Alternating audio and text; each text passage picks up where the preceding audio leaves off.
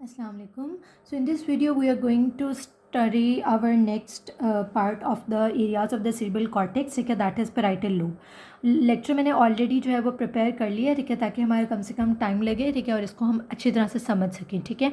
Parietal lobe जो होती है वो कहाँ से स्टार्ट होती है? It begins just posterior to the central sulcus within the post central gyrus, ठीक है. जो सेंट्रल सल्कस होता है, ठीक है, उसके एंटीरियरली जो है वो हमारी फ्रंटल लोब है और उसके पोस्टीरियरली जो है वो हमारे पास पैराइटल लोब होती है, ठीक है. पोस्ट सेंट्रल गायरस के अंदर जो है वो पैराइटल लोब प्रेजेंट होती है, ठीक है. अब सबसे पहला जो हमारे पास पैराइटल लोब का एरिया होता है वो होता है प्राइमरी सोमेटोसेंसरी कॉर्टेक्स, ठीक है. जो प्राइमरी सोमेटोसेंसरी कॉर्टेक्स है इट इज़ ब्रॉडमैन एरिया 312, ठीक है. ब्रॉडमैन एरिया 312 होता है. इसके अंदर क्या होता है? सेंसरी ह्यूमनक्लस होता है. जस्ट लाइक हमारे पास primary motor area of the frontal lobe के अंदर जो था वो मोटर ह्यूमनक्लस था, यहाँ पर हमारे पास सेंसरी ह्यूमनक्लस होता है. और वो क्या होता है, उसमें भी अरेंजमेंट बिल्कुल वैसे ही होती है जिस तरह से हमारे पास मोटर ह्यूमनक्लस में थी, यानी कि हेड, नेक, अपर लिम्ब, ट्रंक जो होते हैं at the lateral aspect of the hemisphere होते हैं, ठीक है. जब हमने इस तरह से करके, हमने आपको याद हो तो मैंने आपको प्रीवियसली भी डायग्राम दिखाई थी, ठीक है, उस वीडियो में भी आप देख सकते हैं. तो ये इस तरह था, ये हमारे पास मीडियल पोर्शन था, ये हमारे पास लेटरल पोर्शन था, ठीक है.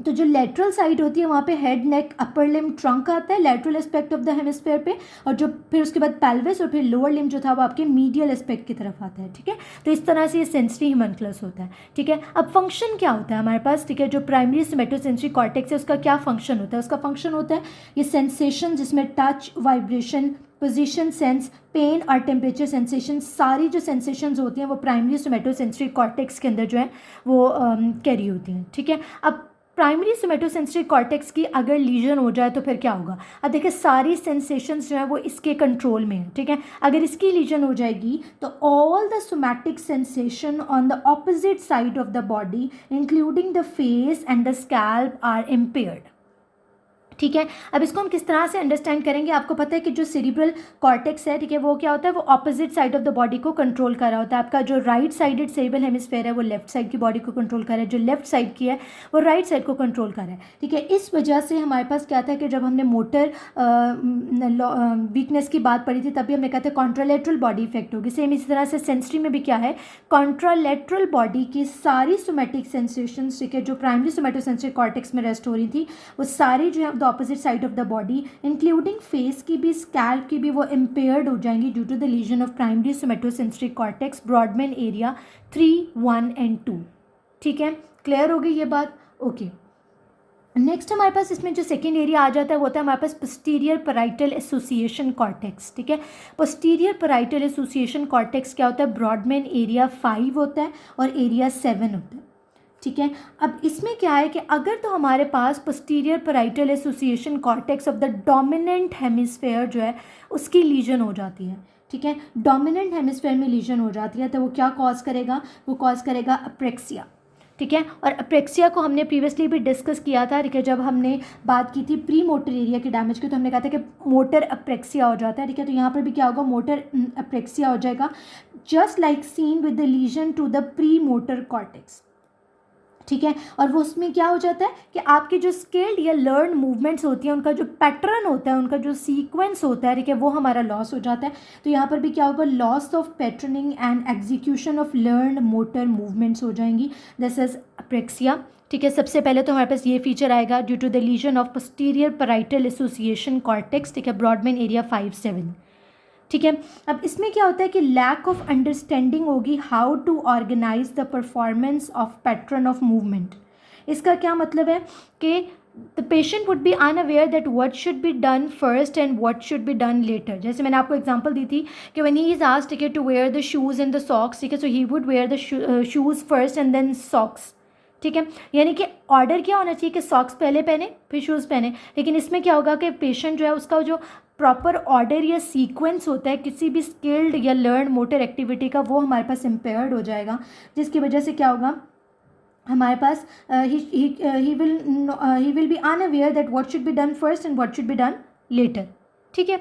और हमारे पास इसमें क्या होगा? Unable to draw simple diagrams, he can not even draw simple diagrams, ठीक है, जिसको हम कहते हैं कंस्ट्रक्शनल एपिरेक्सिया हो जाएगा due to damage to the posterior parietal association cortex Brodmann area 5 and 7 in the dominant hemisphere.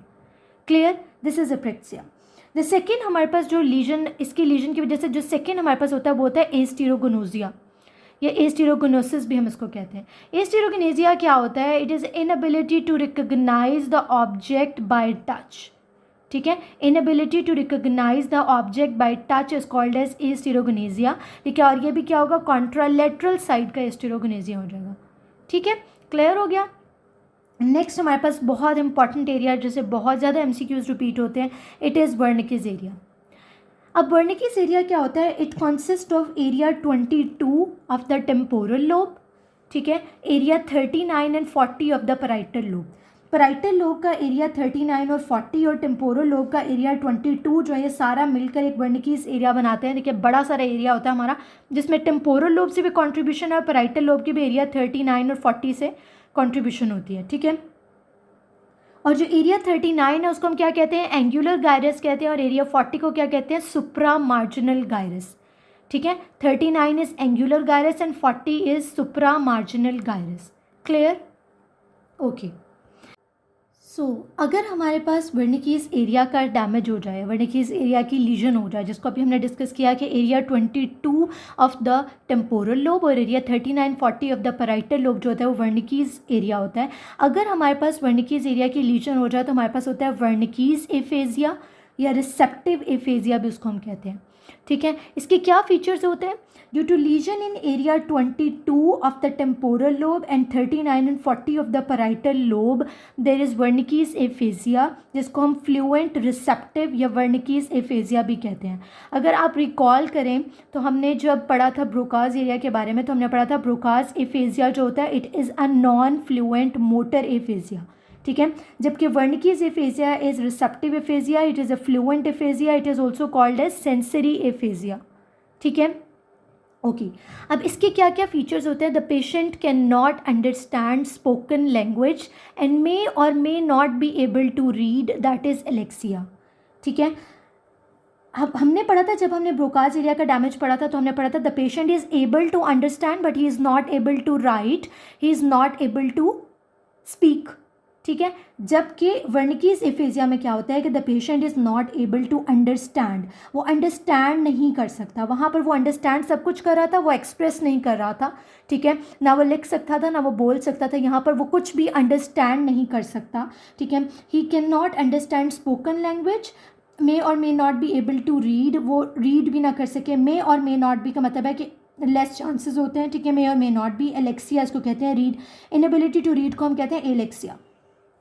Fluent verbalisation that lacks meaning, it means that he is able to speak, वो बोलेगा लेकिन क्या, और वो बहुत fluency से बोलेगा लेकिन उस जो भी कुछ वो बोलेगा वो मीनिंगलेस होगा।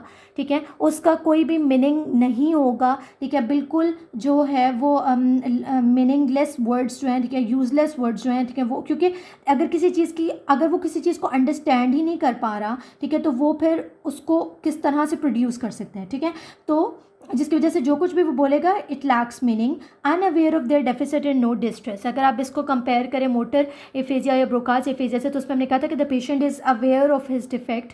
ठीक है, the patient is aware of his जो भी उसका जो है वो कॉज था। ठीक है, जिसकी वजह से वो बहुत ज़्यादा डिस्ट्रेस्ड होता है। ठीक है, जबकि यहाँ पर patient is not aware of their defect. ठीक है, तो उनमें कोई डिस्ट्रेस जो है वो प्रेजेंट नहीं होता। तो ये वर्निकिस एफेजिया होता है when the patient is not able to understand but he is able to speak, but whatever he speaks is that it lacks meaning.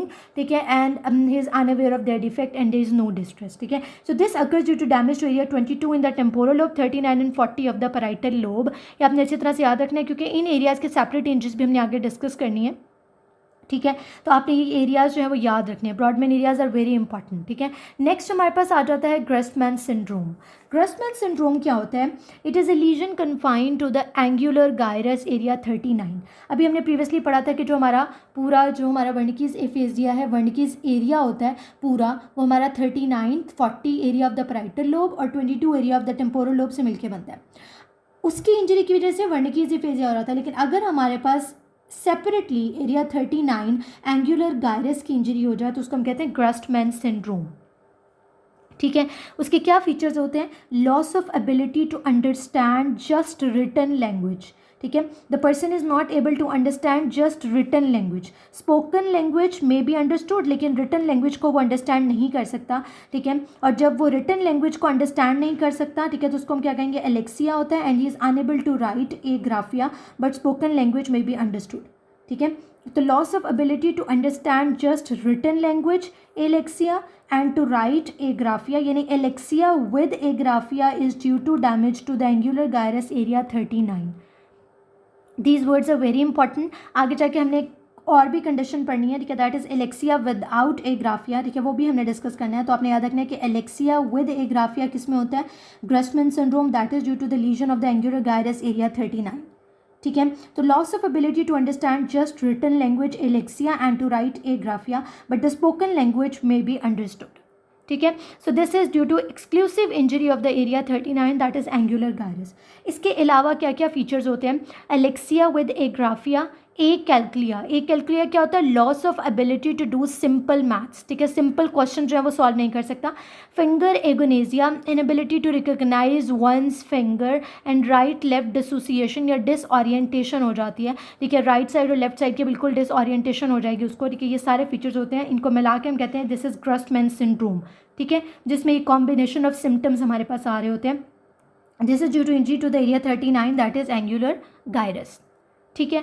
Next हमारे पास आ जाता है conduction aphasia. What is conduction aphasia?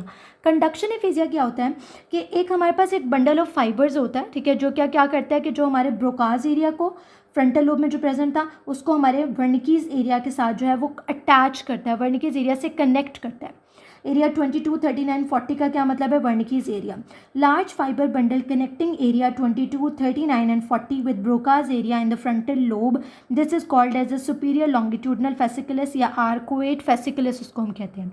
ठीक है. अगर इस आर्कोएट fasciculus की इंजरी हो जाएगी तो आपके पास कंडक्शन एफेजिया हो जाता है. ठीक है. और कंडक्शन एफेजिया क्या होता है, patient's verbal output is fluent. ठीक है. But there are many words finding pauses. ठीक है. पहले हम इसको रीड कर लेते हैं फिर हम इसको अंडरस्टैंड करते हैं. Both verbal and visual language comprehension is normal but if asked the patient can not repeat words. So basically conduction aphasia में ये होता है कि जो रेपिटिशन ऑफ वर्ड्स होती है, ठीक है, वो इसमें ख़त्म हो जाती है. ठीक है. और जब आप पेशेंट को कहते हैं कि कोई कमांड देते हैं कि ये वो 100 से बैकवर्ड काउंटिंग करे टुवर्ड्स 10, वो उस कमांड को फॉलो नहीं कर सकता. ठीक है. यानी कि उसमें उसको पॉजेज आएंगे. ठीक है. और वो उसको फॉलो नहीं कर सकेगा. इसी तरह से अगर आप उसको कहते हैं कि किसी वर्ड को वो रिपीट करे, ही कैन नॉट रिपीट वर्ड्स. ठीक है. तो जब रेपिटेशन ऑफ वर्ड्स जो है वो लॉस हो जाती है, लेकिन वो सब कुछ समझ सकता है. ठीक है. अंडरस्टैंड वो कर सकता है. वर्बल भी जो भी कुछ आप बोलेंगे वो भी अंडरस्टैंड कर सकता है, देख कर भी अंडरस्टैंड कर सकता है, लेकिन he can not repeat words. तो this is due to damage to the arcuate fasciculus. ठीक है. दैट इज एरिया 39, 40 एंड 22 को जो कनेक्ट करा था टू द ब्रोकाज एरिया, उसको हमने कहा था आर्कोइड फेसिकुलस होता है, बंडल फाइबर्स. उसके डैमेज की वजह से हमारे पास क्या होता है, कंडक्शन एफेजिया होता है. क्लियर? ओके. सो नेक्स्ट हमारे पास आ जाता है transcortical apraxia. Okay. So transcortical apraxia क्या होता है, it is due to the lesion of corpus callosum by anterior cerebral artery infarct. ठीक है. एंटीरियर सेरेब्रल आर्टरी इन्फार्क्ट की वजह से हमारे पास क्या होता है, कॉर्पस कोलोजम में बेसिकली लीजन आ जाती है. ठीक है. और कॉर्पस कोलोजम में जब लीजन आ जाएगी तो क्या हो जाएगा कि दोनों आपके हेमिस्फेयर्स है ना, उनके अंदर कुछ कनेक्शन का मसला हो जाएगा. ठीक है. दोनों का जो ज़ाहिर है एक से सिग्नल दूसरे की तरफ जाते हैं. ठीक है. तो ही दोनों आपस में कनेक्टेड होते हैं और कोई भी टास्क जो है वो कंप्लीट होता है. ठीक है. तो जब आपके कॉर्पस कोलोजम के अंदर लीजन हो जाएगी तो दोनों के दरमियान कनेक्शन डिसऑर्डर हो जाएगी, जिसको हम कहते हैं कि it is a type of disconnect syndrome. ठीक है. अब इसमें क्या होता है, there is no motor weakness but patient can execute a command to move their left arm. ठीक है. मोटर वीकनेस कोई नहीं होती, मोटर वीकनेस नहीं होती, लेकिन अगर आप पेशेंट को कमांड देते हैं कि वो अपना लेफ्ट आर्म मूव करे तो they can not execute a command to move their left arm. Left arm को वो नहीं मूव कर सकता. क्यों? अब इसको आगे हम देखते हैं. The patient can understand the command, जो भी हमने उसको कमांड दिया वो उसको अंडरस्टैंड कर सक रहा है एज़ कम्पेयर टू जो हमने पढ़ा था वर्निकीज एफेजिया जिसमें ही कैन नॉट अंडरस्टैंड. ठीक है. The patient can understand the command which is perceived in the Wernicke's area of the left hemisphere. ठीक है. लेफ्ट हेमिस्फेयर के वर्निकीज एरिया में कमांड परसीव हो गई. ठीक है. देखिए, अगर उसने अपना लेफ्ट आर्म मूव करना है, ठीक है। तो बेसिकली क्या होना चाहिए कि जो राइट हेमिस्फेयर है, ठीक है, जो राइट प्राइमरी कॉर्टेक्स है, वहाँ पर सिग्नल जाएगा। आर्म की मूवमेंट है ना, है तो मसल की इन्वॉल्वमेंट, ठीक है। तो जब हमने मूवमेंट की कोई भी बात आएगी तो हमारे पास प्राइमरी कॉर्टेक्स जो था, ठीक है, आपको पता है वो सारे आपके वॉलेंटरी मूवमेंट जो था उनको कंट्रोल करा था। आपने उसको कमांड दी है कि वो अपना लेफ्ट आर्म जो है वो मूव करे, तो उसको उसको सिग्नल कहाँ पर जाना चाहिए? राइट प्राइमरी कॉर्टेक्स से सिग्नल जाएगा ना लेफ्ट आर्म की मूवमेंट के लिए, ठीक है। तो जब हमारे पास कमांड आई तो क्या हुआ कि कमांड रिसीव हुई Wernicke's area in the left hemisphere में, लेकिन क्योंकि जो उनके सेंटर में कनेक्शन था कॉर्पस कोलोजम, उसकी लीजन हुई थी, ठीक है। तो लेफ्ट हेमिस्फेयर में या लेफ्ट वर्निकीज एरिया से सिग्नल राइट प्राइमरी कॉर्टेक्स में नहीं गया, so the command can not be executed. जब राइट प्राइमरी कॉर्टेक्स में सिग्नल गया ही नहीं तो वो लेफ्ट आर्म को कैसे मूव करेगा, ठीक है। लेफ्ट आर्म की मूवमेंट कंट्रोल में तो राइट प्राइमरी कॉर्टेक्स की थी, और राइट प्राइमरी कॉर्टेक्स में कहाँ से सिग्नल जाना था, ठीक है, वहाँ वर्निकीज एरिया से जाना था। वो सिग्नल नहीं गया, जिसकी वजह से क्या होगा कि this command can not be executed. So when the patient is asked to move the left arm, he can not execute the command, ठीक है। लेकिन he can execute the command to move the right arm. ऐसा क्यों है? Because Wernicke's area in the left hemisphere is able to communicate with the left primary cortex without using corpus callosum. एक ही side पे left Wernicke's area जो है वो left primary cortex को तो सिग्नल भेज सकता है ना, ठीक है, विदाउट यूजिंग कॉर्पस कोलोजम। कॉर्पस कोलोजम तो हमें तब चाहिए जब हमने दो हेमिस्फेयर्स के दरमियान कनेक्शन को मेंटेन करना है, ठीक है। अगर कॉर्पस कोलोजम की लीजन है भी, ठीक है, तो लेफ्ट वर्निकीज एरिया से लेफ्ट साइड के ऊपर तो सिग्नल चला गया, ठीक है, लेफ्ट प्राइमरी कॉर्टेक्स पे। तो लेफ्ट प्राइमरी कॉर्टेक्स ने क्या किया? राइट आर्म को मूव कर दिया। लेफ्ट प्राइमरी कॉर्टेक्स के कंट्रोल में तो राइट आर्म की मूवमेंट है ना, तो राइट आर्म तो मूव हो जाएगा, लेकिन लेफ्ट आर्म जो है वो मूव नहीं हो सकता है क्योंकि राइट प्राइमरी कॉर्टेक्स में सिग्नल नहीं गया। So this is transcortical apraxia.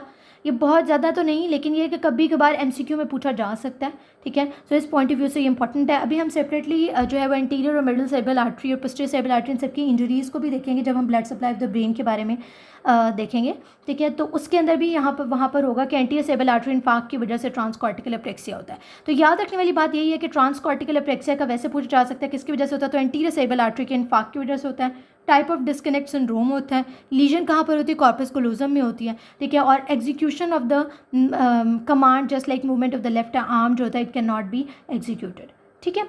Next हमारे पास देखते हैं हम अगला नेक्स्ट पॉइंट क्या है। It is एसोमेटोगोनेजिया। एसोमेटोगोनेजिया क्या होता है आपके पास कि अगर आपके पास area 39-40 of the parietal lobe, जैसे आपको पता है एरिया 39 एंगुलर गायरस है, 40 भी पैराइटल लोब में प्रेजेंट है, और एरिया 7 जिसको हमने पहले डिस्कस किया था पैराइटल एसोसिएशन कॉर्टेक्स में 5-7 थे। अगर आपके पास ब्रॉड वाइड इंजरी होती है एरिया 7, 39 और 40, लेकिन नॉन डोमिनेंट हेमिस्फेयर की बात हो रही है। हमने पहले डोमिनेंट हेमिस्फेयर्स की बात की थी जब हमने वर्निकीज एफेजिया और बाकी टाइप्स ऑफ एफेजियाज पढ़े हैं, तो हमने डोमिनेंट हेमिस्फेयर की बात की। अगर इसकी इंजरी नॉन डोमिनेंट साइड पे हो जाती है, ठीक है, तो यानी कि राइट पैराइटल लोब में हो जाती है, ठीक है, तो फिर क्या रिजल्ट होगा? उसकी वजह से क्या होगा? अनअवेयरनेस और neglect of the contralateral half of the body known as asomatognosia हो जाएगा, ठीक है। सोमेटिक सेंसेशंस इंटैक्ट होंगी but the patient ignores the half of left half of the body, ठीक है। जस्ट लाइक कैसे वो इग्नोर करेगा? He fails to dress wash and the patient deny the existence of thing in the left visual field. The patient may deny their deficit which is called as ensogonesia. अब एसोमेटोगोनेजिया क्या होगा? अगर आपके पास parietal lobe की injury हो जाती है in the non dominant hemisphere, ठीक है, injury to the parietal lobe in the non dominant hemisphere, ठीक है, दिस विल कॉज अनअवेयरनेस और neglect of the contralateral half of the body. Non dominant hemisphere का मतलब क्या है? राइट हेमिस्फेयर, ठीक है। राइट पैराइटल लोब की इंजरी है, वो राइट पैराइटल लोब किसको कंट्रोल करेगी? Contralateral side of body, left side को, ठीक है। तो the patient will be unaware of the left half of the body, उसको इग्नोर करेगा। He will fail to dress wash and the patient deny the existence of the thing in the left visual field, ठीक है। जिस तरह वो left half of the body को ignore करे, इसी तरह से वो उसको कोई भी याद है कि उसका कोई भी डिफेक्ट नहीं है, आपके ऑप्टिक पाथवे का कोई डिफेक्ट नहीं है, ठीक है। उसके बावजूद वो सिर्फ डिनाई करेगा things in the left visual field, ठीक है, और वो अपने डिफेक्ट को भी डिनाई करेगा, ठीक है, जिसको कहते हैं एंसोगोनेजिया। सो दिस इज एसोमेटोगोनेजिया। इसमें भी पॉइंट टू बी नोटेड बस यही है कि अगर आपके पास पैराइटल लोब की इंजरी हो जाती है in the non dominant hemisphere, ठीक है, तो एसोमेटोगोनेजिया होता है। इनएबिलिटी या unaware, patient is unaware of the contralateral half of the body, ठीक है। आई होप पैराइटल लोब जो है वो आपको क्लियर हो गई होगी। ये सारा जो था ये पैराइटल लोब सही था और ये सारा बहुत इंपॉर्टेंट है। रेफरेंस मैं आपको बुक का दे देती हूँ इफ़ यू वांट के लेक्चर्स कहाँ से मैंने प्रिपेयर किए हैं। तो ये मैंने यूएसए में ली। फर्स्ट एड एनाटमी की जो बुक्स हैं, एनाटमी नोट्स हैं बेसिकली, ठीक है, उससे मैंने ये सारे न्यूरो एनाटमी से जो है ये लेक्चर प्रिपेयर किया। अगर कोई भी आपको क्वेरी होती है, कोई मसला होता है, आप कॉमेंट में जो है वो पूछ सकते हैं। उसके अलावा आप बुक को भी रेफ़र कर सकते हैं in any case if you have any confusion. Thank you very much.